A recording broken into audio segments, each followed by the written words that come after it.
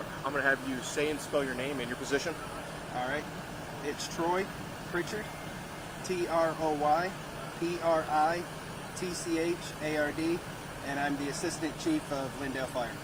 So tell me what the call was today. We were alerted to a possible structure fire on County Road 474 with heavy smoke and flames showing.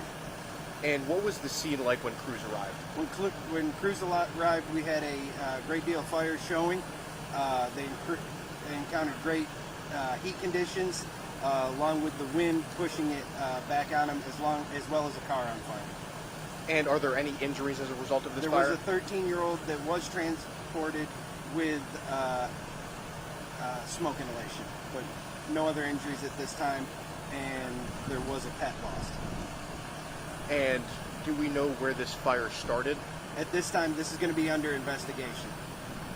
And how extensive is the damage? Talk a little bit about it. The house is going to be a total loss. The car is going to be a total loss.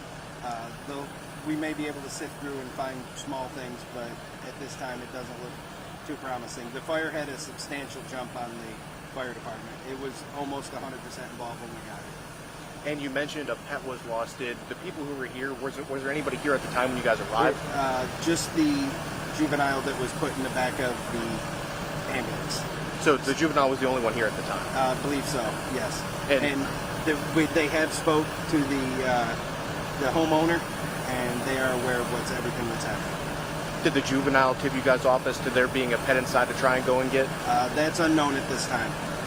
Like I said, crews found heavy fire showing and did their best, and with these extreme heat conditions, it's pretty much all we can ask for them at this time.